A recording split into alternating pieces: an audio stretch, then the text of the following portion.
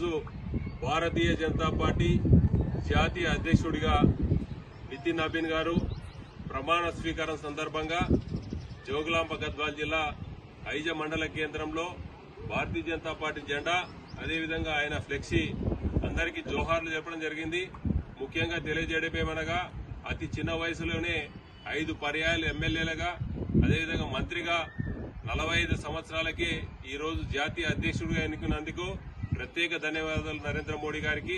ముఖ్యంగా ఆయన సారథ్యంలో రాబోయే అసెంబ్లీ ఎన్నికలు గాని అదేవిధంగా ఈ యొక్క 2029 పార్లమెంట్ ఎన్నికల్లో పార్టీ ఘన విజయం సాధించాలని అదేవిధంగా తెలంగాణ రాష్ట్రంలో కూడా భారతీయ జనతా పార్టీ ఆయన సారథ్యంలో ఖచ్చితంగా గెలుపొందుతుందని దీనికి సంబంధించి భారతీయ జనతా పార్టీ కార్యకర్తలందరూ పెద్ద ఎత్తున ఈ యొక్క కార్యక్రమాలు రాబోయే మున్సిపల్ ఎన్నికలనుకో ఎంపీటీసీ జెడ్పీటీసీ ఎన్నికలు అదేవిధంగా అసెంబ్లీ ఎన్నికల్లో భారతీయ జనతా పార్టీ కార్యకర్తలు చురుకుగా పాల్గొని భారతీయ జనతా పార్టీ తెలంగాణ రాష్ట్రంలో అదేవిధంగా దేశంలో అధికారమే లక్ష్యంగా పనిచేయాలని మనం చేస్తున్నాం.